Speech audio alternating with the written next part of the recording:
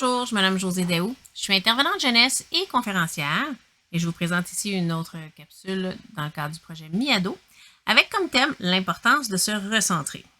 C'est un thème qui est quand même très important et très aidant, mais que peut-être pas tout le monde connaît, malgré qu'il y en a peut-être certains d'entre vous qui en ont déjà entendu parler. On va explorer ça un peu plus loin.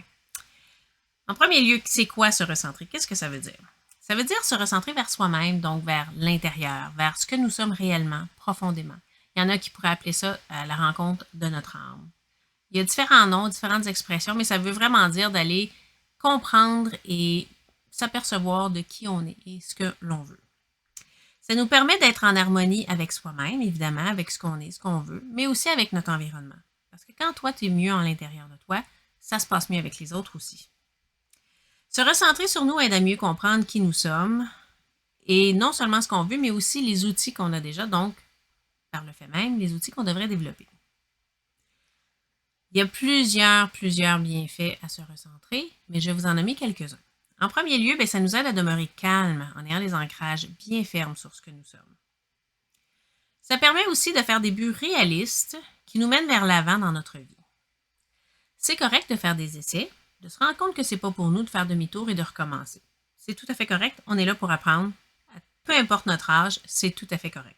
Malgré qu'il n'y ait rien de mal là-dedans, on ne veut pas non plus faire que ça. On ne veut pas non plus toujours que faire des choix qui ne nous conviennent pas puis de revenir en arrière. À un moment donné, ça vient démotivant, ça vient un peu irritant, puis ça nous décourage. Alors, c'est satisfaisant de sentir qu'on avance dans la bonne direction aussi dans certaines de nos tentatives et se recentrer va nous aider à faire ça. Ça va, comme on dit souvent, nous permettre d'être dans nos bottines, d'être donc au bon endroit. Ça nous évite de nous disperser. Là, de s'éparpiller un peu partout, soit dans notre attention, notre temps, notre énergie, sur des choses qui sont beaucoup moins importantes. Ou tout au moins des choses qui nous apparaissent très importantes, mais que dans le fond, elles ne le sont pas vraiment. De vouloir plaire et satisfaire à tout le monde, sauf nous. De ne pas savoir où donner de la tête, donc d'être confus, d'être distrait, de ne pas savoir reconnaître les trucs qui sont positifs pour nous versus ce qui l'est moins. Si on passe notre temps à vouloir plaire aux autres, on ne se pose pas nécessairement la question est-ce que cette activité-là ou cette situation-là me plaît ou pas.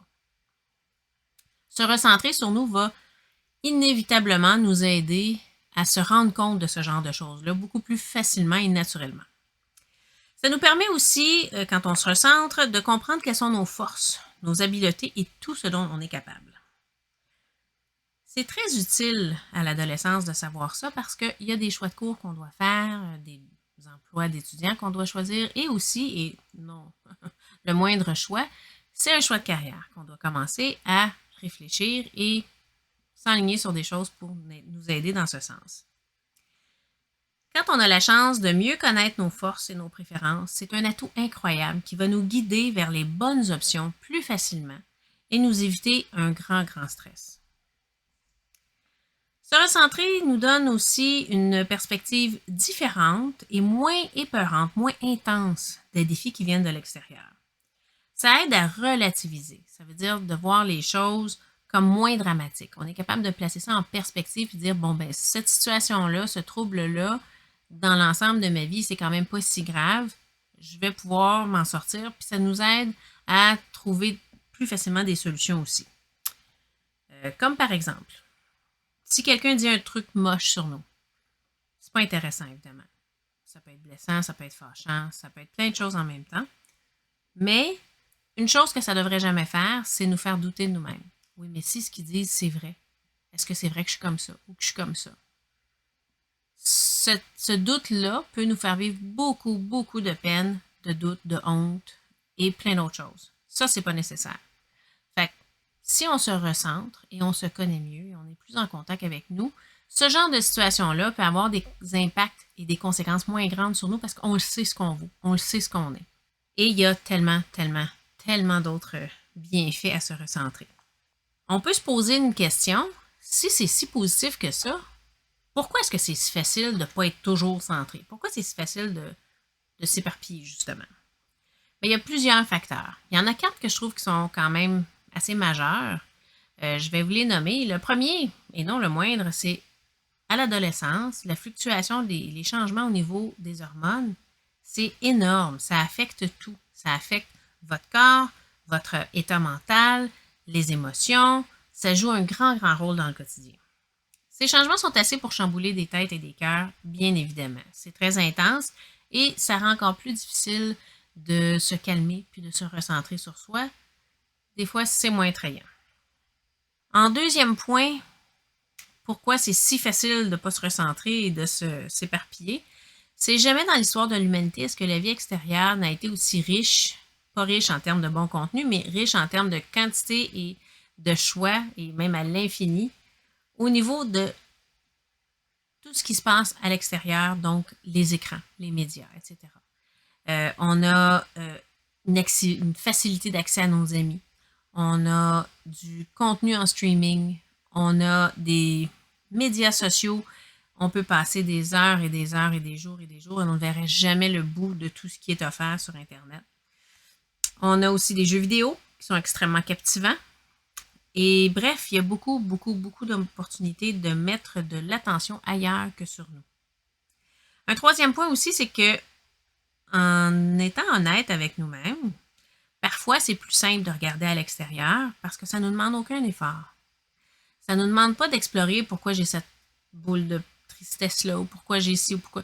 C'est beaucoup plus facile parfois, on a l'impression, de regarder à l'extérieur, d'être passif devant un écran. Des fois, ça nous semble plus simple et plus attrayant.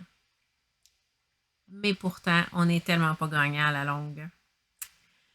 Enfin, une autre raison pourquoi c'est facile de ne pas rester centré et de s'éparpiller, c'est que on ne parle pas beaucoup de l'importance de cette sagesse qui peut sembler étrange ou bizarre pour certaines personnes, et ça peu importe l'âge.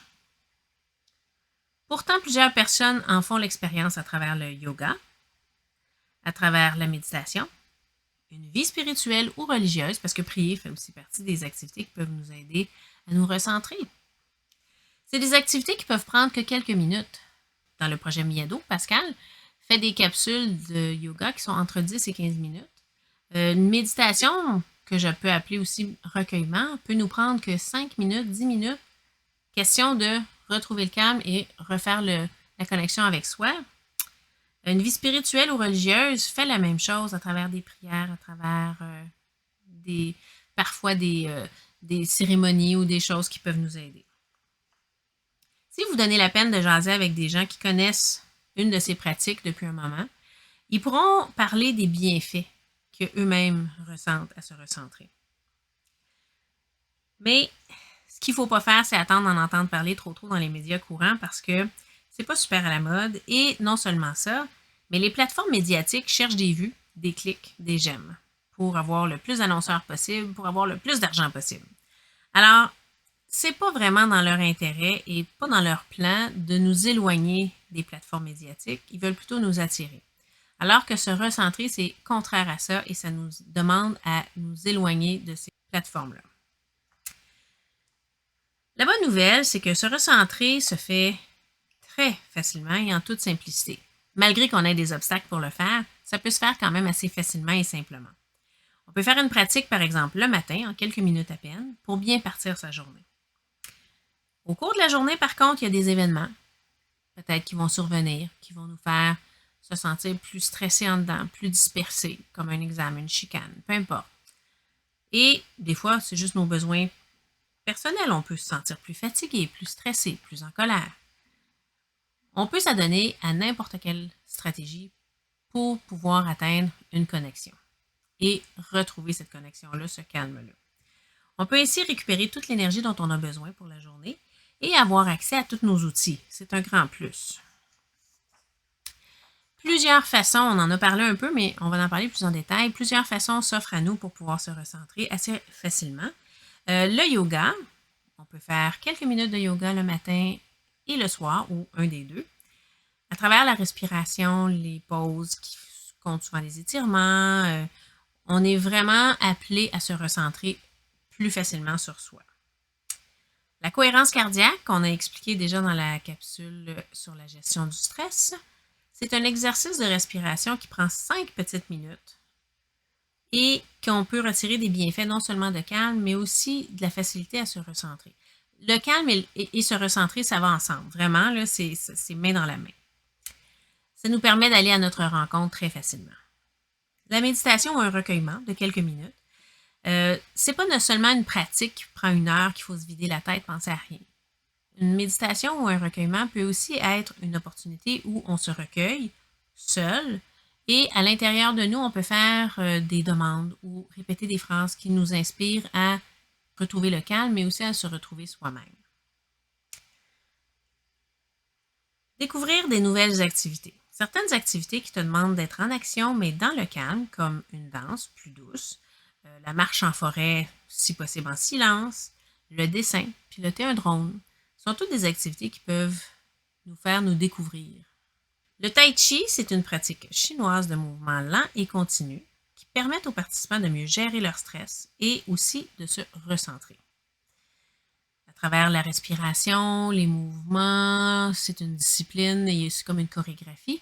Ça nous appelle à prendre conscience de nous-mêmes et se reconnecter avec ça. Il y a des cours qui sont offerts un peu partout en personne, mais il y a, comme presque tout maintenant, du contenu sur YouTube où est-ce qu'il offre des tutoriels et des cours en ligne qui sont gratuits. On va aussi en avoir sur notre compte Instagram et notre page YouTube. Tu pourras aller les consulter, l'utiliser le plus souvent possible pour tout le bien-être qu'on peut en retirer. La liste des bénéfices de se recentrer est longue, comme on peut le constater. Mais dans la vie d'aujourd'hui, on a souvent l'impression de manquer de temps ou que tout passe trop vite. Un atout incroyable de se recentrer est encore une fois de se sauver du temps et de l'énergie. Qui veut pas ça, vraiment là? La liste des bénéfices de se recentrer est longue, comme on peut le constater. Mais, dans la vie d'aujourd'hui, on est nombreux à avoir souvent l'impression de manquer de temps ou que tout passe trop vite. Un atout incroyable de se recentrer est encore une fois de se sauver du temps et de l'énergie. Comme la gestion du stress, quand on est recentré sur ce qu'on est et ce qu'on veut vraiment, on a beaucoup moins besoin de réfléchir et d'hésiter et de stresser très longtemps pour connaître quel chemin prendre.